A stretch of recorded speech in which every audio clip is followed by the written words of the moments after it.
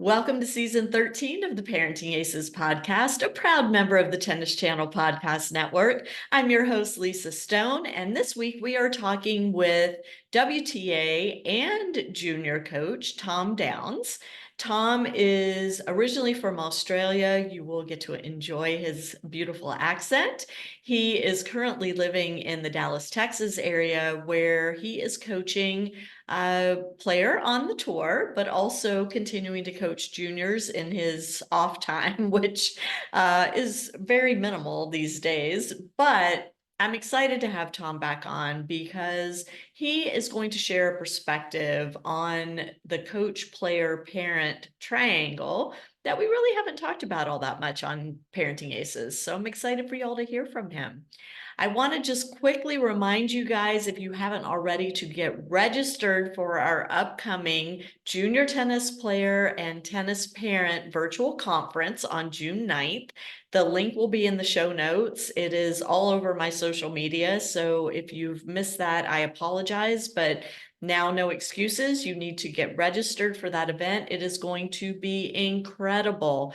We've got 5 sessions for you guys, all hosted on Zoom, all fully recorded and available after the fact in case you can't make it the day of or can't make the whole event. We will have everything recorded for you and happy to share that. But you've got to sign up. You've got to register. So check that link in the show notes. Make sure you get signed up, and I will see you guys hopefully on June 9th on Zoom at our conference. Also, if you haven't already, please sign up for our e-newsletter. Follow us on our social media. Make sure you're subscribed to the podcast. We don't want you to miss anything. We've got such great information and resources for you guys and want you to be able to take full advantage. Now sit back, relax, and enjoy my conversation with Coach Tom Downs. Parenting Aces is providing this podcast as a public service. Reference to any specific product, service, or entity does not constitute an endorsement or recommendation by Parenting Aces, Lisa Stone, or Fit for Two Inc. The views expressed by guests are their own, and their appearance on this program is not and does not imply an endorsement of them or any entity they represent. Always do your own due diligence before purchasing, hiring, or using any product, service, or provider. Coach Tom, welcome back to the podcast. It's great to see you again. Are you in Texas these days, or where are you at today? Yeah, currently based in Dallas, Texas, but I'm on the road at an ITF 75K professional tournament in Zephyr Hills, Florida, which is probably about half an hour north of the University of South Florida in North Tampa. So it's kind of a nice area. It's in the middle of nowhere to probably be a bit more accurate, but it's all part of it's all part of the grind. It is part of the grind. And, you know, I've done a couple podcasts already this season with pro players who talking about the grind of the pro tour when you are not in the top 100 and really having to travel a lot, and things look very different than life of a Serena Williams or an Iga Swiatek or someone at that level, right? Oh, they sure do. That's correct. Yeah. So for our audience that is not familiar with you, and I will link to our previous podcast episode in the show notes, so I encourage everybody to check that out. Give us just kind of a quick summary of your tennis life, how you got started playing, and what led you to coaching on the WTA tour today. Okay, well, I'm originally from Australia. I was a top 15 ranked nationally ranked junior in Australia in all age groups. Obviously, that means 14s, 16s, and 18s. Wasn't good enough to be a professional player, you know, by the time I was 17. So, like a lot of my friends had come over to the States, they'd gone to college, and they had a great experience, and I thought that seemed like a great idea. I mean, it's you get to continue playing tennis at a great level, you get to obviously study, hopefully graduate. So I was able to do that. I played for 4 years at South Carolina State. It's a small Division I school in Orangeburg, South Carolina. After graduating from there, I decided that I wanted to become a coach. I think about halfway through my junior year, perhaps a bit sooner, it dawned on me that I was not going to be a professional tennis player. I wasn't good enough as a player to do that, so I figured the next best thing was to be able to become a coach. I went to Saddlebrook in 2006, worked there for a year. Then I worked at a club in Pittsburgh in 2007. Then towards the end of 2007, I got a bit of a life-changing phone call from a well-known coach and a former great player by the name of Harold Solomon. And he called me up, and I'd actually met Harold in 2006, because in 2006 at Saddlebrook, part of the job was to be a sparring partner for Sam Stosur and for Renae Stubbs and for a couple of other WTA players. And at the time, Harold was coaching a player called Daniela Hanzikova, and she's a former top, I think she was a top 10 player from Slovakia. And, we'd talk a lot on tour. We got along great. And at the end of 2007, he actually called me and he said, look, I'd like for you to come down to Florida and be our head pro at my, small tennis academy. He actually had a very small academy at that time. He did things in a different way than most of the bigger academies. And look, I said yes in a heartbeat. And at the start of 2008, I was down there working and got some great opportunities there. We had players like Elena Dementieva, who was number 3 in the world. We had probably 5 top 50 players trained there in the first 4 years that I was there. And, like I said, the opportunities were great. And I spent 8 years working at his academy. And he was a fantastic, he's a great guy. He was the best possible mentor that I could have asked for. I mean, he was unbelievable. He was, extremely fair.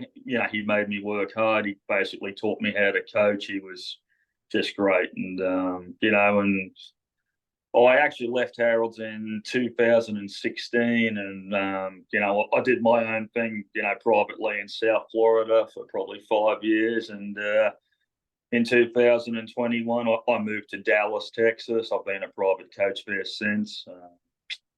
I've got kids who play high school tennis. I've got some young girls that are 10, 12, 13, and I actually coach a player at the moment who's she's an upcoming WTA player, and so it's all going well. I love it. When you first got into coaching, did you make a conscious decision to focus on coaching women versus coaching men, or did the opportunities just kind of fall into place for that? I think the opportunities very much fell into place for that. I mean, I went to work for Harold Solomon, and he's primarily coached, female professional players. I mean, at Saddlebrook, I had probably Australia's best 2 players, and I was a sparring partner of them. But it just kind of, worked itself out. But I was pretty much always coaching female players. I think the only boy I've coached is Bjorn Fratangela, who was a top 100 player there for a while, and now he's Madison Keys' fiance. So he's about the only boy I coached. It was back when he was 14, actually in Pittsburgh in 2007. So Bjorn was he was a great student, he was a great player, and he had a great career. So, yeah. Absolutely. So you and I had a phone conversation last week, and we were chatting about how podcasts often talk about different aspects of junior tennis, professional tennis, college tennis, the role of the player, what their responsibilities are, what it takes to reach the highest levels, et cetera, et cetera.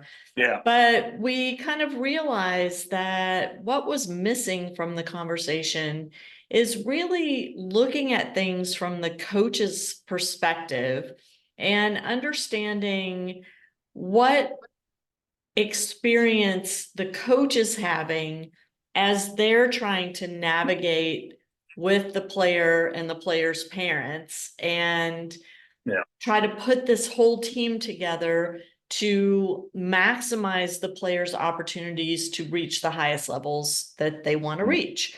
And so we thought this would be a good opportunity for you and I to kind of chat and share your thoughts and your experience about being the coach. And especially, it seems, at least recently, that you've kind of stepped into this role of taking players as they transition from junior tennis to professional tennis and really helping them make that transition and find their way on the professional tour. So I would love for you to just talk a little bit about, first of all, some of the challenges that you've faced as a coach as you're working with these young women who are maybe 16, 17, 18, making that decision to transition onto the WTA, and how your interaction with them and with the parents kind of shapes that experience. Yeah, I mean, I think the last 3 years I've had, 3 players that are in the position which you spoke about, and I've been able to successfully help all 3 of them.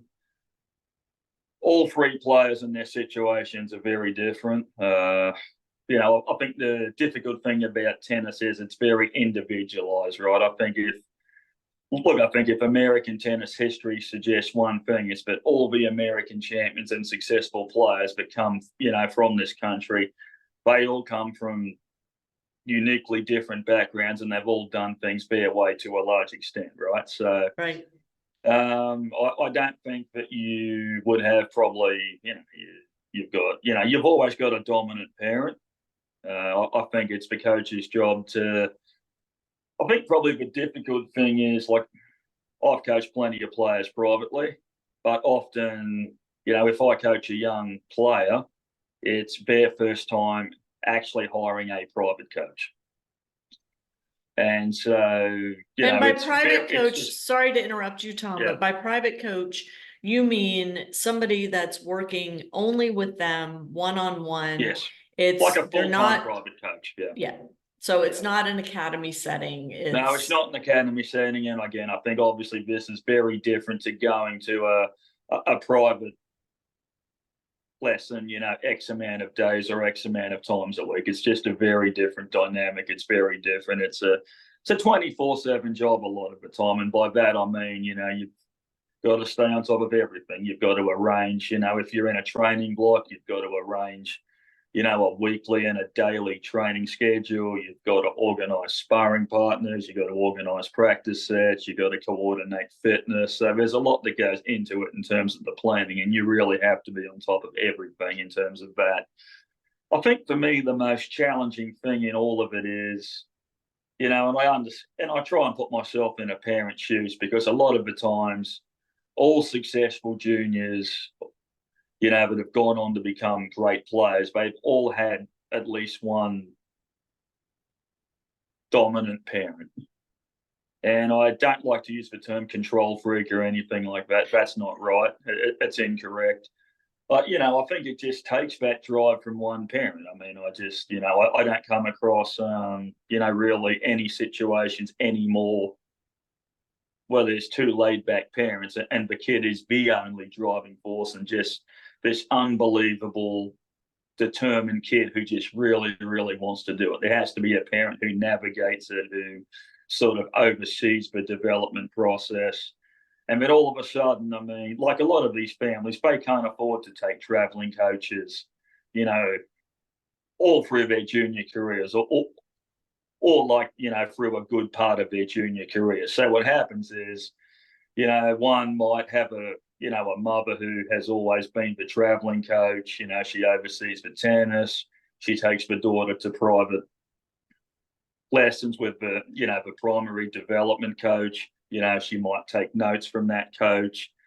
And I think that's great. But all of a sudden, if the kid wins a couple of big junior tournaments, she might get nice contracts from Nike or Adidas or whoever it is. And then they're in a position to actually hire a full-time private coach. So all of a sudden, it's like boom, it's time to have a conversation about, okay, we've got a private coach here. It's a full-time coach. Perhaps that parent has to adjust their role. And I also think it's the coach's job to talk to the parents to get to know the player properly. I mean, my first job, if I coach a female player, is, I think the mothers know the daughters the best. So I spend a good amount of time trying to pick the brains of the mother to become the best coach possible and to get to know the player straight away. Can I interrupt you 1 second? Yeah. What type of questions are you asking? What is it that Well, you're I trying want to to know learn? what types of things work and what doesn't work, because a lot of the times, we all preach hard work, and yes, that's important. There's no way around, hard, smart work. You have to do that. But you've got to be able to do what I call crack the code. You've got to be able to find what makes the player tick, what's going to motivate the player, what's their why. So in like a lot of the cases, it might be, all right, well, what's the chip on the shoulder? Is there something you can say to them to get through to them, to get them to unlock that potential that's been untapped so far? So like in a recent case, it was a case of, we talked about, well, look, you're playing great, you're hitting the ball great, you're doing all the right things, your practices are being great, your results are getting better. But what is it going to take for us to make that next big push and, start to qualify for Masters 1000 tournaments and WTA 500s and things like that? So how am I going to crack the code? And it came down to, all right, what do other people think of you? Let's use that as motivation. It is us against the world, or perhaps in some cases it might just be, look, I just want to play better every time I get on the court. Again, it's different things work for different people. It's just such an individualized sport, and so those are the types of things that I like to talk to the mothers about, just to get to know the player as best as possible. Because you might get a certain player, who responds to a lot of technical work, or you might get a player who's had so much technical work as a junior, but they need to move on and focus more on the playing structure and how to win and what's it going to take to win more and things like that. So you just have to get to know the player carefully, and you have to, you have to ask questions, you have to listen, you have to talk to the player, you've got to have you just have to talk, you have to listen, you have to ask questions, and you have to figure it out. So when a player is making that transition from an academy setting, or, maybe they have a private coach that they're taking lessons from, but they're also in groups with other kids. Yeah. Now they have a full-time coach. The parent, obviously their role is sort of being slowly taken away from them, because as you said, prior to hiring a full-time coach, the parent is that traveling partner. The parent's the one organizing, tournaments and hotels and, paying coaches to do different things with their child. Now you've got this one coach who's handling all of that. That's a tough transition for a lot of parents to manage. How do you, as the coach, kind of communicate to the parents, hey, I'm here now. This is what I'm doing. Here's your role now. And how do you kind of navigate that? Well, I think the first thing you got to do is you've got to have a roles conversation. You got to talk to them and make them, extremely clear about what a private coach does. And, you are just a coach. And I think the big thing that I try and do, and, it's never an easy thing. I mean, all of these things are difficult, at some point. I mean, they just are. It's a tricky thing for everybody to make work. And look, I'm the first one to understand that it's very hard for parents. I mean, I don't have kids myself, but I try and put myself in a parent's shoes, and I'm like, well, hang on a minute, they've essentially raised the tennis player. They've done so much great work. I want them to be involved. I want to pick their brains. I make sure I talk to them. I make sure I keep them updated. I make sure I keep them on the same page. If I disagree with something, I make sure that I put my ego aside and I pull them aside and have a proper conversation about things. And I make sure that they understand my reasons. And a lot of the times you do have to explain yourself, because what might seem obvious as a coach, look, it just might not seem obvious to a parent, right? I mean, we can be on different pages. We come from different backgrounds. Maybe their tennis background's a little different to mine in terms of, maybe in terms of, small things, maybe small things about a forehand, a backhand, or a serve. Mm. But if people are on different pages about those small things, they all of a sudden become big things. Interesting. And you don't want small things to become big problems. So it's very important just to be on the same page about things. And you never want to give a parent the impression that you want to control a situation, because you are just a coach. That is what you are. You are paid to coach. You are not a substitute parent, in my opinion. You are not a friend of the player either. Look, there's always a fine line, but coaches, players, parents all have to walk, and sometimes we all cross that fine line. Sometimes we don't mean to cross it, but it's an easy line to cross. And I think communication and comprehension are very, very important. Those are the two most important things. I mean, let's be honest here. You've done this as a coach with multiple players. Yeah. The parent oftentimes is doing this for the first time. Well, that's it. Yeah. So as the parent, you're going to make mistakes, because that's how we all learn and grow. Yeah. As the coach, hopefully you find a way to communicate with the parents in such a way that they build that trust in you. Yeah. Hopefully they've already got that trust, and that's why they've decided to hire you. They've done their research and found that you're the best person for their child. But there are going to be those times where the parent starts to question what's going on, and do you, coach, you haven't lived with my child for the last 16 years. You don't know all the ins and outs of her personality or his personality. Yeah. So how do you resolve those things? Well, for me personally, I like, there's teams and like a lot of the juniors who transition to pros, they like to have their junior coach involved, and they like to have a team of coaches or a team of people. And again, each case is different, but me personally, I like to have one voice and one voice only as a coach. Like a team would be a coach, and it's just one coach, which is me. There's a fitness trainer there. There might be a hitting partner there. There might be a PT.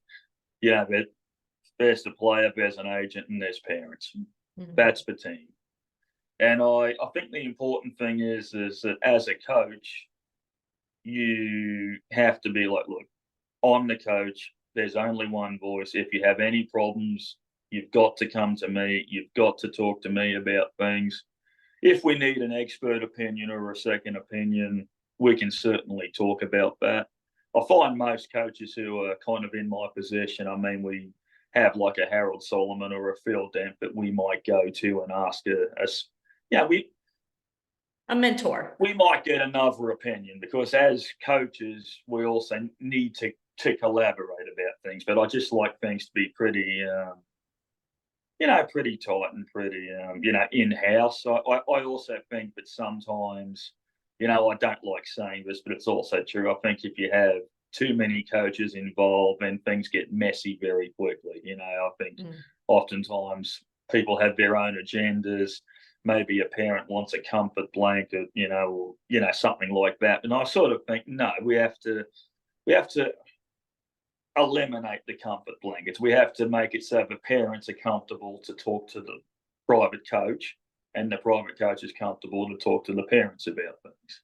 Yeah. And we all have to talk to each other in a respectable tone. We all have to communicate properly. We all have to listen. And our job as a private coach is to be candid with answers, but still be thorough, in our answers. Our job is to be on top of things and just ahead of the game in general. I have heard of situations, and you probably are well aware of these, given your role, where the player gets pulled between loyalty to the coach and loyalty to the parents, and the conflicts that can arise when that happens. What is your role in those kinds of situations? Well, as a coach, I clearly understand that blood is thicker than water. So I never ever try and take a parent on. What I encourage parents is from day one, I'm like, look, I would like your support. If you have problems, please come to me. If your daughter has a problem, please come to me about it. But what I don't want to have happen is I don't want tense situations. A lot of the times I think most of the parents are great about things. Because they want it to work. So if there's a problem that arises, if their daughter comes to them, they'll come to me and they'll say, look, I just want to bring something to your attention. We clearly want this to work out, which is why we're doing it like this. And those parents are great. I have a ton of respect for parents who handle things properly, because to me, the minute that a parent gets in the middle, like a lot of the times, some parents have a very hard time changing roles or adapting their roles once they have a private coach. Sometimes parents will, not travel to certain tournaments, but they're itching to get back into that, traveling scene, and itching to get back into tournaments. And that's fine. Look, I always want, parents to come. I've always encouraged that. But the minute that a parent tries to control a situation and tries to get in the middle of the coach-player relationship, and then the kid plays both sides, it's pretty much finished. That's the end of it. Mm-hmm. Because, it's, trust is broken. There's too much tension a lot of the time. Too many problems arise from these types of things. And, the great ones I've had, I've been, extremely fortunate to work with lots of great people. And, the stuff that I just mentioned then actually hasn't happened to me, but I do know that it goes on. And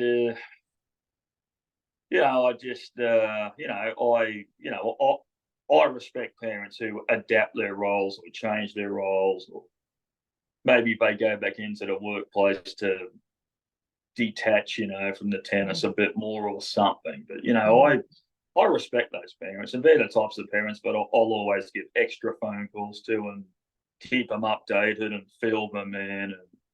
And, so I get it. And, like I said, but, the worst situation is when you have that parent who wants to control the whole thing, and and then the kid plays both sides, and it's really uncomfortable. And, Well, I would say there are also situations, I would guess, where if the parent's unhappy with something that the coach is doing or something that's going on, the parent talks about that to the player, as opposed to coming to the coach directly, right? Yep. And poisons the well, basically.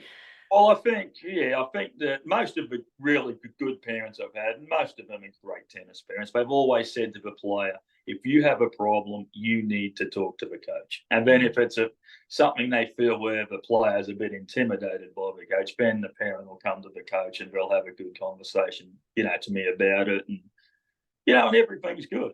Because once again, those parents have chosen to really handle things properly. But the minute a parent badmouths the coach to their daughter or son, that's pretty much it. It's finished. So in your opinion, is that when the relationship needs to end? I mean, because you have coached more than one player over the last few years. Yep. How is that decision made that it's time to move on? Is it a decision that the parent makes, the player makes, the coach makes, made in as a team?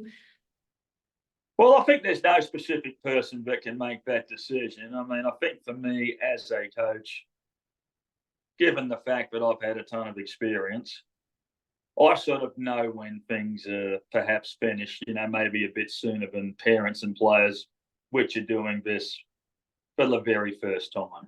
Right. So as a coach, I mean, I know that if a parent gets in the middle and a player plays both sides, or if a parent badmouths the coach to the player, or something like that happens, I know it's pretty much finished, or it's extremely difficult to get that back on track, even if the tennis part is going. I think if the results are not great and progress is not being made and people are having to work way too hard to get on the same page, look, I think that's pretty much, I think that everybody knows it's finished. I think that, I think that obviously, female players are very, very smart. They pick up on things. They know if a male coach is not listening. They know if he's not fully engaged. They know that if he's going through the motions, they know his good days on court versus his bad ones, and if there's too many bad ones consecutively, and they feel a bit of a disconnect. I mean, often you can feel things. I mean, if they're going great, you feel it. If they're not going good, you feel it. So, again, I think that anybody can pull the plug, but I think like a lot of the times when people are doing this for the first time, things may get to a point, and perhaps the coach knows that things might be finished just because they've been there a few more times than perhaps the parent and player have. So at what age, because a lot of the young women that you work with, I mean, they're making this transition at age 14, 15, 16, Yeah. right? Yes. Older recently, I would think. We're not seeing quite as many 14-year-old girls turning pro. But at 14, 15, 16, these young ladies, and I mean, I'm not even going to call them young women because they're still kids. They don't really have the maturity or life experience to make these certain decisions that need to be made on their own behalf, which is where the parents come in, which is where the coaches come in. So is there a magic point from your experience as a coach, Tom, where you feel like, okay, parent, you can now take a giant step out of the picture. The player and I have this under control. Moving forward, it's a player-coach relationship. The parent is really just a fan now and a support system. Yeah. Well, first of all, I think this is generally how I see it. At first, I think the parents are involved, and I think that's great. It's very important that they are involved because they support the coach-player relationship. They help the coach get to know the player as best as possible. They help educate their daughter about about things like talking to coaches about problems, trying to communicate better, trying to express how they feel about certain things, about tennis, and you want to, and they encourage good communication. Now, I think some can naturally, I think it's different depending on the case. I mean, I think some parents, they want to stay involved because, the better the player gets, the bigger tournaments they go to, and they perhaps want to be a part of the scene. And that's fine too. I get that too. But once again, they've put so many years into the player as a junior, and now all of a sudden they want to obviously go to the big dance and go to the big tournaments and all that. And I get that too. And obviously some don't. Some are happy to transition into a different phase of their life. They're happy to go back into the workplace, or maybe they've got another child who's got a promising sport career, or a music career, or maybe they need to spend more time around, the other child because they have spent so much time away at junior tennis tournaments across the years too. So I think it's different. It depends on the player, depends on the parent. Me personally, I'm good with whatever. As long as I'm free to coach and free to do my job, I'm happy. So, yeah. I want to ask you something that's a little sensitive, and that is, especially being a male coaching young females. What are the safeguards that need to be in place to ensure that the coach-player relationship stays a coach-player relationship, doesn't become compromised in any way, that the player feels 100% safe being with the coach feels 100% safe being with the player, the parents are comfortable with the situation. I mean, this is a touchy subject, and I've heard horror stories. We all have heard horror stories. Nobody wants to put their child into a situation where they're going to be abused in any way, shape, or form, whether it's emotional abuse, physical abuse, or abuse of power. So from where you sit, what are some of the non-negotiables that need to be in place? Well, I was lucky because I went to Harold Solomon, and he was a mentor to me that, I couldn't have dreamed of having. He was fantastic. And he's predominantly coached, females his whole life. He had a sister who was a great player. He's got daughters himself. He just said to me, he goes, lots of coaches on the professional tour and in juniors, they get infatuated with players and their situations. You need to strictly be a coach. Do not get infatuated. It's very important that you turn up each day, you do the job. Sure, you might go to dinner a couple of nights a week, if you're at a tournament with the player and their parents. But he always said, he goes, look, but the minute you get back to that hotel room, switch off, get away from tennis, do something else. And the more things I find that I have going on away from tennis, I find that's important because, you don't want to be consumed as a coach by the job. It's a 24/7 job, yes, but you need to get away from tennis. You need to coach, young students. If you're in Dallas like me, I come home each day. I might finish with the student I've got at the moment. The professional I've got, we might get done around, 4:30, 5 o'clock in the evenings. I go off, teach a couple of lessons. Then I go home and see my wife. We have dinner. We watch TV. We have a life away from, tennis and away from work. And that's very, very important. And you've got to have that balance. And what about on the side of the parents setting up the safeguards for their child? Well, I think the coach, as a coach, you have to understand again, but you are just a coach. You are not a substitute parent. You are not a friend. I mostly coach female students. They will all come to you for advice about their parents. They will come to you for advice about other things too. And you can only give answers along the lines of, look, it's, talk to your parents. Have conversations with your parents. I encourage them to evolve their relationships as well for the better, so that everybody keeps getting better and growing together. That's really important.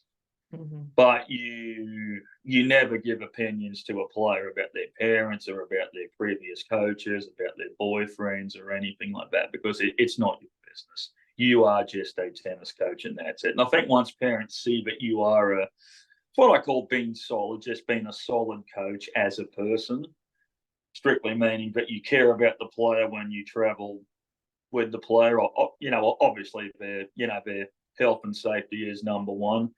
You stay out of their business. You give the player their space. You are strictly professional. And once they see that you do that, and you do establish trust, then I think it's much easier from that point. But So, obviously it does.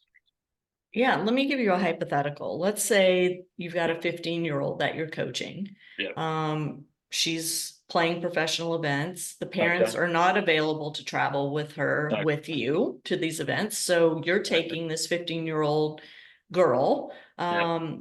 You have to stay in hotels, you're traveling, you have meals, all of these things. As a parent, I would be a Okay. nervous wreck. I mean, I'll tell you, I would be absolutely, worried, crazy, that something inappropriate is going to happen. Not because I don't trust you, not because I don't trust my child, but just because you've got an adult male and a teenage girl without parental supervision around. And Yeah. so, what would you say to me to help me feel more comfortable in that situation? Well, I think there's a curfew in the evenings for when she has to be in her hotel room. So I think as a coach, you've got to do Mm-hmm. that. I've tried all sorts of things too. I've also tried for the ones I actually haven't had that much trust in, because oftentimes in ITF Junior events in foreign countries, they will have the boys and the girls staying in the same hotel rooms. And, you might do like a check-in to make sure that the girls are in their rooms by a certain time, but then you sort of have to stay awake and check the hallway every so often and just kind of be aware of what's happening. And sometimes I've had to put out, some tape across their doors and things like that. So if they do get out, the tape will break and things like that. But I'd much rather do that than, something happens. So, again, each player, each case, each situation is different, but you make sure that you call the parents each evening, and you do your bed checks, or whatever it is, your room checks, and, you make sure that they text you if they need anything. If they need to be in the room by 9 o'clock at night, you probably have to stay up till maybe midnight or something like that, in case they need anything, in case they text you, in case they get sick and they need you to call a doctor or take them to ER or something like that. Mm-hmm. So my goal is to, ease the parents' concerns, or potential concerns, as much as possible, and want the player to be able to, come to me if there's something on her mind, if she's uncomfortable about something as well. So Yeah. But I think it's also really important for parents to have the conversation with their daughters of, yep, this is appropriate behavior between you yep, and your coach. mm, These other things are not appropriate behavior between you and your coach. And if there's something that makes you uncomfortable, you need to speak up. You need to let us know that, yeah, there's something uncomfortable happening. Because again, we've all heard the stories, and yeah, nobody wants to put their daughter into a situation where something untoward can happen. And of course, as a coach who is as highly respected as you are, Tom, you would never want to be in a situation no, where you're compromising your reputation. that's right. So, there are situations where these teenage girls get crushes on their coaches, and Yeah, they're acting inappropriately toward their coaches, mm. and the coach needs to put the kibosh on that and, you know, maintain a professional relationship Well, there. that's exactly right. The other thing that I've been told by plenty of older coaches is, and look, you just have to be professional at all times. I mean, if there's any inappropriate behavior coming from a female student, you've got to call their parents straight away. You have to nip things in the bud straight away. And, and I also respect those parents who make their daughters accountable and responsible as well, because I Mm. also think that those are two words right there that people in today's world just do not want any part of, for the most part. They are two pretty tough words, and I don't quite know why, but it just seems to be the way society is. So, Yeah. Yeah. Holding people to account yeah, it has to happen, especially when you're talking about an adult coach and a teenage yeah, player. But in any relationships, we should all sure, hold ourselves and those mm, that we are trusting to care for us hold them accountable for anything that may Absolutely. go awry. But so I mean, this is it's such an interesting conversation to have, Tom, because like I said at the beginning, we talk a lot about what the parents' role is, and, that coaches need to have a better understanding of the parents' role and all of that. But you and I both kind of came to the conclusion that parents really need to understand what the coach is going through as well, and understand the challenges that the coaches face. And hopefully we've shared some of that today. Is there anything that we haven't touched on that we need to talk No, I about? think like you said, I think like you said, I mean, for me, it's, it's obviously a complex topic, isn't it? It's there's a lot of things that go into making these types of things work, and they're difficult things to make work. And if anybody can make them work for a long period of time, which to me means a couple of years or something, that's a very good effort. And it means people have worked hard to make things work, and that's great to see. And but look, I think the last thing that parents want is to have to keep finding coaches, for their kids, especially their daughters, because I think it's more important for girls to have the right coach than it is perhaps for boys, because girls probably is more about the connection, the personalities, and that type of thing. And often it's very hard for them to find the right coach. And even if they do find the right coach, it still takes a couple of months to establish good communication and things like that. And there's a getting to know honeymoon type period in terms of a coach player relationship as well. So, I don't think parents want to be searching for coaches too much. And there's lots of coaches about. There's probably not that many good ones, that are qualified and all of that. But I also think the coaches can do a bit better job too of making things work and communicating and comprehending things and getting to know the player better. And look, I mean, the unfortunate thing about these things sometimes is, look, I mean, if there's a parent who's got their own agenda and always wants to be involved and hates the idea of being left out, but like the idea of being left out at first, but as time goes on, she hates not being at tournaments, or the father hates not being at tournaments, then it can become a difficult thing, and people have to keep talking about things. And but you hope that everybody can give a bit in order, for the best interest of the player, so the player can achieve their goals and ultimately get to where they want to get to. Love that. Well, that is ultimately the goal, is for us all to support these kids as they work hard toward reaching these lofty goals that they've set for themselves. Yeah. Well, Tom Downs, thank you so much for joining us on the podcast. It's been really fun talking to you again, and I look forward to our next one. Thank you, Lisa. It's always a pleasure. Thanks for having me. And if people want to reach out to you, we will have contact information in the show notes. Okay. Yeah, so we'll be sharing that. And and to my audience, thank you so much for tuning in. We will catch you next time on Parenting Aces.